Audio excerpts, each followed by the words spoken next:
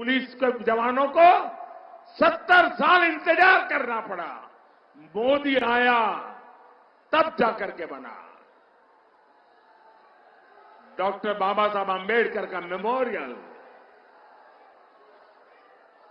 एक परिवार के लिए सब कुछ हुआ, लेकिन इतने प्रधानमंत्री हो गए, उनको स्मरण करने के लिए उनकी राजनीति, उनका परिवारवाद आड़े आया। ये में लोकतंत्र जिंदा है, जो जीता है लोकतंत्र के लिए, जो खपता है लोकतंत्र के लिए, और उसने देश में पहली बार सभी प्रधानमंत्रियों का म्यूजियम बनाया।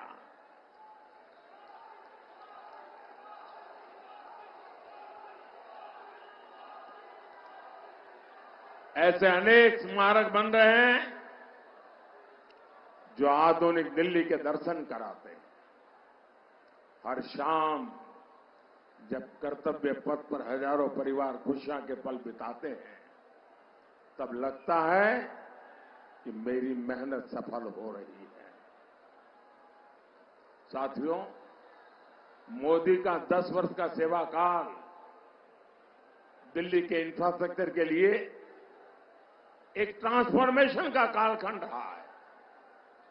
मेरा फोकस रहा है ईज ऑफ लिविंग पर, ईज ऑफ ट्रैवल पर। 10 साल पहले दिल्ली में नेशनल हाईवे की लंबाई 80 किलोमीटर थी, 80 किलोमीटर थी।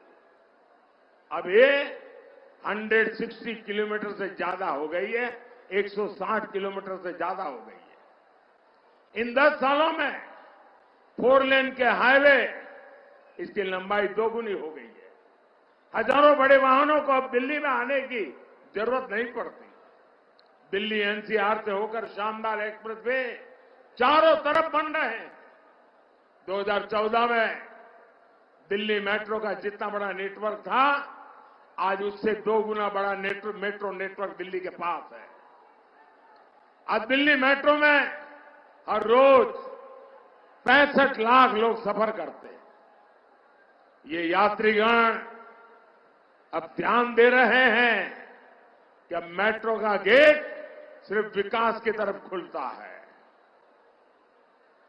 और अब तो नमो भारत ट्रेन भी दिल्ली एनसीआर की नई पहचान बन चुकी है। मैं दिल्ली के लोगों को एक और बात कहूंगा। आज दिल्ली में जितनी भी इलेक्ट्रिक बसें चल रही हैं, पर्यावरण से मुक्ति के जो समस्याएं हैं पर्यावरण की, उससे मुक्ति के लिए भारत सरकार ने एक अहम कदम उठाया। देश के बड़े बड़े शहरों को भारत सरकार इलेक्ट्रिक बसें दे रही है। आपने देखा होगा दिल्ली को भी भारत सरकार ने ऐसी सैकड़ों बसें दी हैं, ताकि दिल्ली के लोगों की सुविधा भी बढ़े और पर्यावरण की भी रक्षा हो।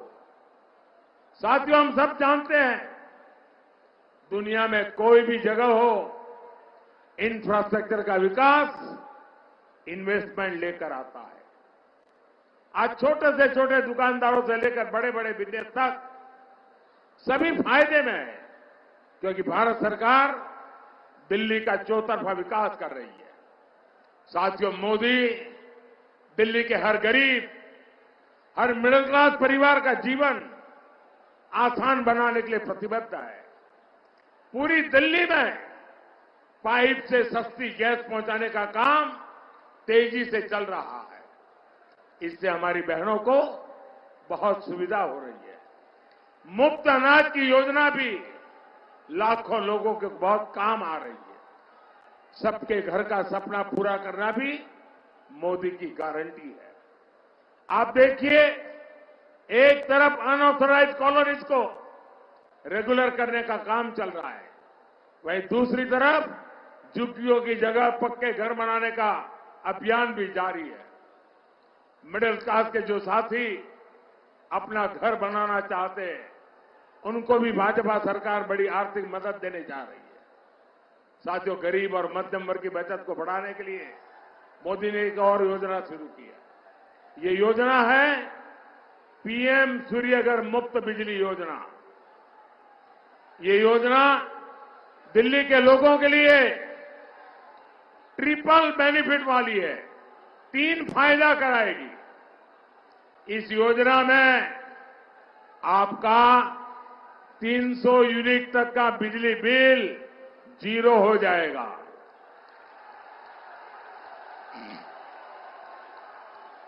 बिजली बिल 0। और इसके लिए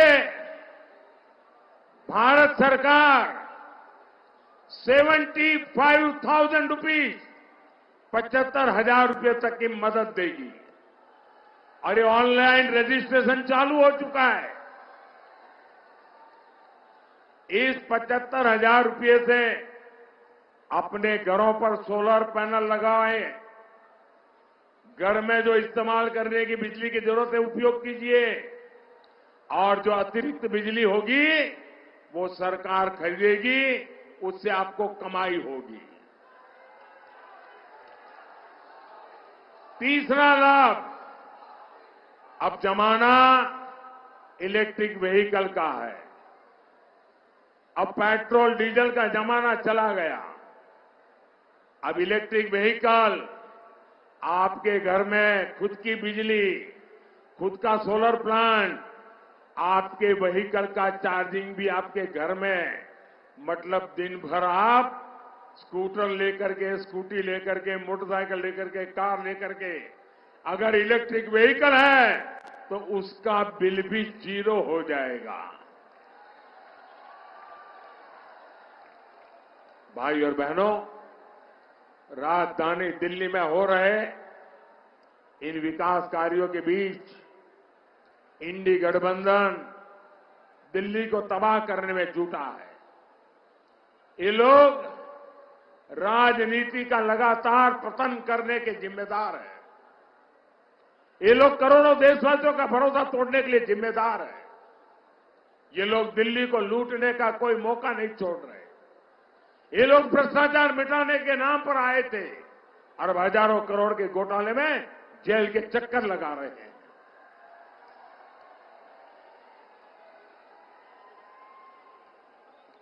और ये कांग्रेस, ये तो पूरी तरह एक्सपोज हो गई है।